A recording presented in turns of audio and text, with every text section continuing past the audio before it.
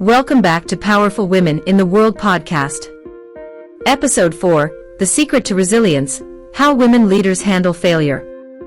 I'm so glad you're here because today's episode is going to speak to every woman who has ever failed, who has ever stumbled, who has ever looked at her reflection and asked, how do I come back from this? We're talking about resilience. Not the kind of resilience people post about for likes and praise, but the kind that gets built in silence, in the dark, in the moments when no one is watching. The kind that's forged in the fire of rejection, loss, heartbreak, and disappointment. Today, we're uncovering the secret to resilience, how women leaders handle failure. Let me tell you something right now, every powerful woman you admire, every woman at the top of her game, she has failed. Not once, not twice, but again and again. And that's what makes her powerful. Not that she never fell, but that she refused to stay down.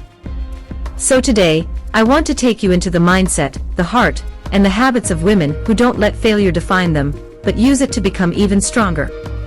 And I want to show you how you can do the same. Let's start from the beginning. Failure is not the end. It's feedback. It's redirection. It's education.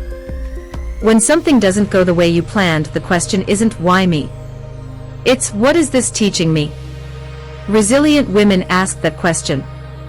They don't run from pain, they sit with it, they learn from it, and they grow through it. And here's the real truth, it's not the failure that breaks most women, it's the shame. The voice in your head that whispers, you're not good enough, you should have known better, this proves you'll never make it. That voice isn't yours. It was planted. Maybe by society. Maybe by your upbringing. Maybe by a culture that expects perfection from women, but gives grace to everyone else. But guess what? You don't have to listen to that voice anymore. You can choose a new story.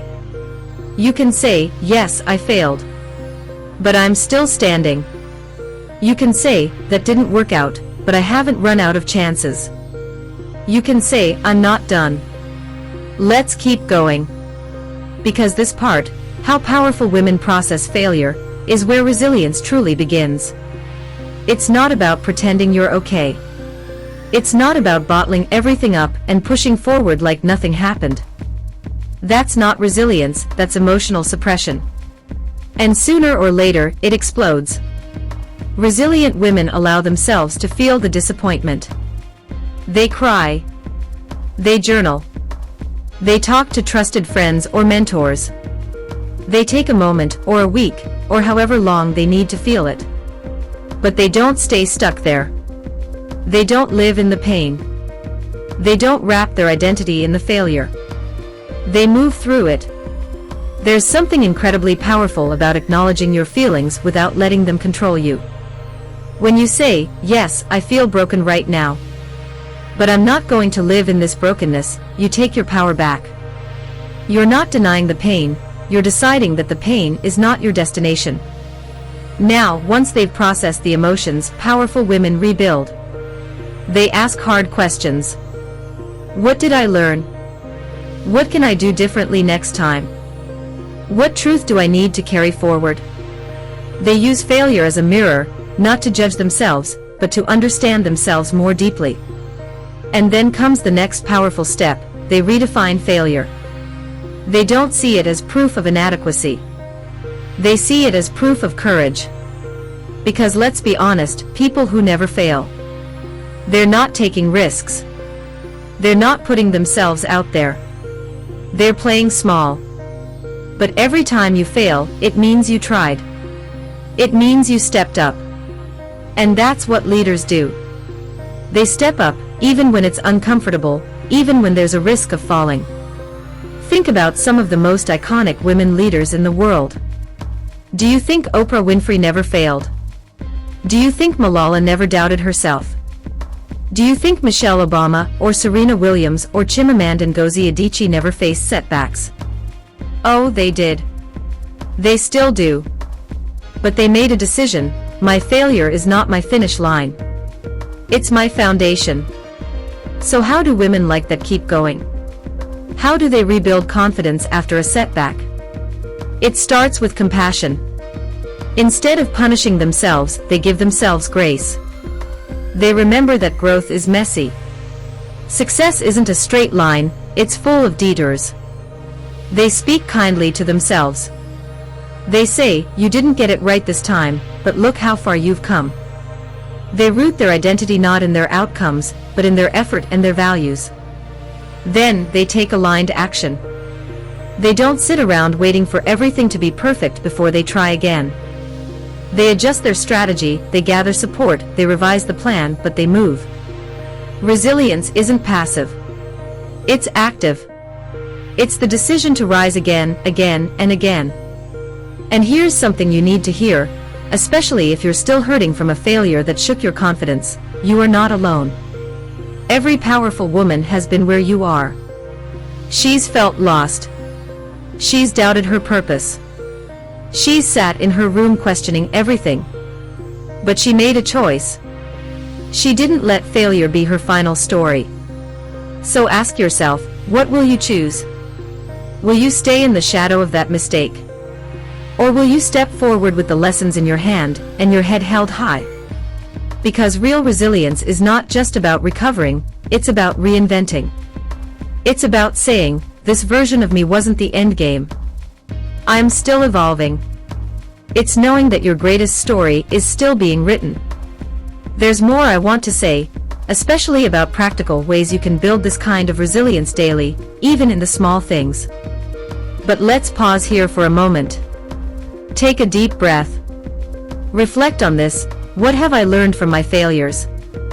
What am I ready to release? And who am I becoming because of what I've survived?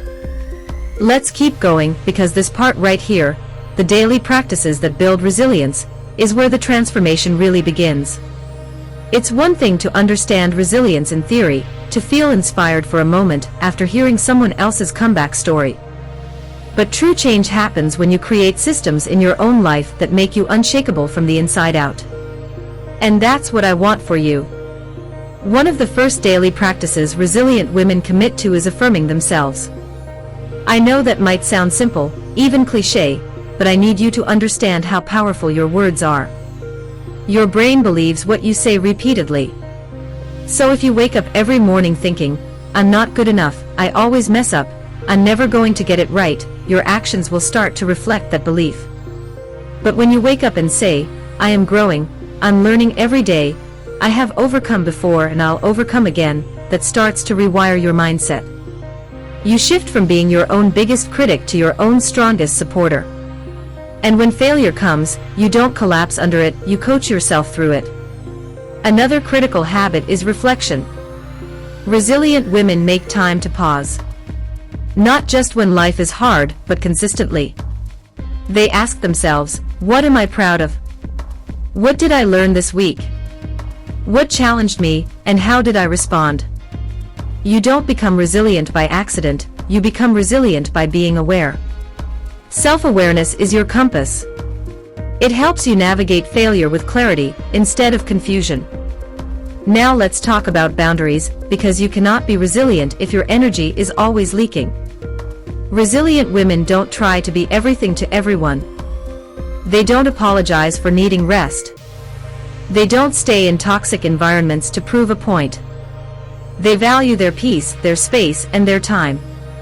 And when they fall down, those boundaries are what protect them while they heal.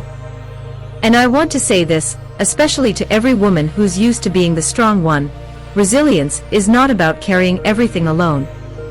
The strongest women I know are the ones who know when to ask for help. They have mentors. They go to therapy. They lean on trusted friends. They don't isolate themselves when they're struggling, they reach out. They understand that vulnerability is not weakness. Vulnerability is wisdom. And let me tell you, failure hits differently when you have the right people around you. People who remind you of who you are when you forget. People who call you higher when you're tempted to shrink. You were never meant to go through life alone, and your resilience grows stronger when it's supported by a healthy community. So now I want you to imagine a future version of yourself, maybe a year from now, maybe 5 years from now. She's confident. She's calm under pressure. She doesn't panic when things go wrong because she knows how to pivot. She trusts herself. She knows her worth. That version of you. She's not a fantasy. She's a choice. She is built day by day, with every decision you make to grow instead of give up. Every time you show up after being knocked down. Every time you speak life over yourself. Every time you say no to what drains you and yes to what heals you, you're becoming her. And if you're sitting in the middle of failure right now, feeling like there's no way out, I want to speak directly to your heart. This is not your end. You are not finished. This is just a chapter, and it's shaping you in ways you don't even understand yet. You're becoming stronger, wiser, more grounded, more powerful. One day, you'll look back and say, that moment almost broke me, but it built me. So keep showing up. Keep moving forward. Keep choosing growth. You are not the failure. You are the woman who walked through it and rose. And that's what resilience looks like. Not perfection. Not ease. But rising again and again with power, grace, and purpose. If this episode stirred something in you, if it reminded you of your strength, or gave you the permission to start over, I want you to share it with another woman who needs to hear it. Because resilience is contagious. When one woman rises, she makes space for others to rise too. And I want to hear from you. Message me, leave a review, or comment. Tell me what spoke to you most in this episode. What part of your story is being rewritten right now? What does resilience mean to you personally? And as we wrap up this episode, I want to remind you of something truly important. Resilience is a skill, not a personality trait. You weren't just born with it or without it. It's something you build over time. It's shaped through every challenge you've faced, every storm you've walked through, every tear you've wiped away and still chose to stand. It's in the moments you thought you couldn't keep going, but somehow you did. You see, we often think that resilient women are just naturally strong. But more often than not, their strength was born in the fire. In betrayal. In disappointment. In rejection. In heartbreak. These women weren't fearless, they simply made the decision to move through fear instead of letting it paralyze them. They took one step, then another, even when everything inside of them screamed to stop. And maybe that's you right now. Maybe you're tired. Maybe you've tried so many times, and nothing has worked out the way you hoped. Maybe you're starting to wonder if this dream of yours is even worth it. Let me tell you something, you are not alone in that feeling. But what separates the powerful women from the ones who give up, is the decision to try one more time. You don't need to have it all figured out. You don't need a 10-year plan. You just need to get up today and say, I'm not quitting. Even if it's slow. Even if it's messy. Even if no one is clapping for you yet, keep going. Your breakthrough could be one decision away. One connection. One opportunity. One bold moment of saying yes to yourself. Resilience is also choosing not to let failure define you. Because yes, failure is loud. It echoes. It hurts. But it's not the end of the story unless you let it be.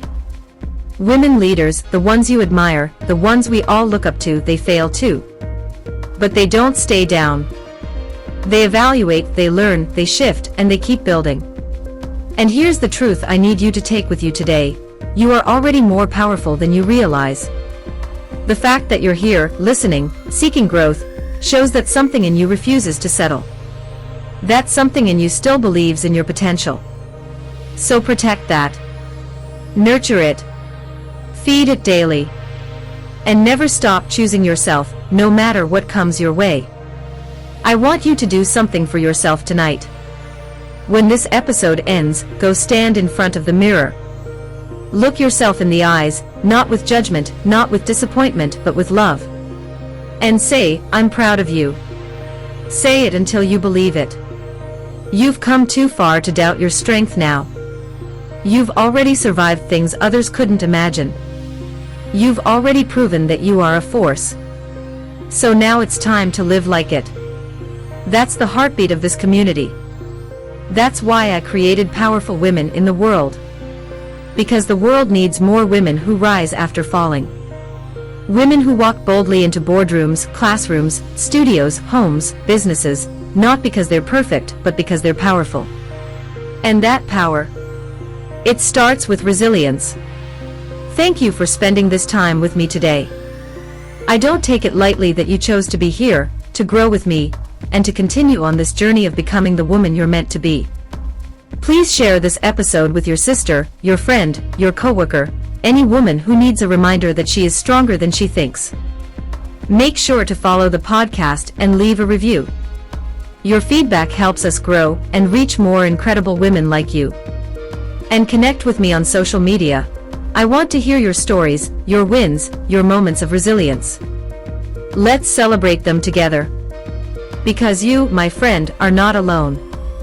You are part of a powerful movement of women rewriting the rules and rising through every challenge.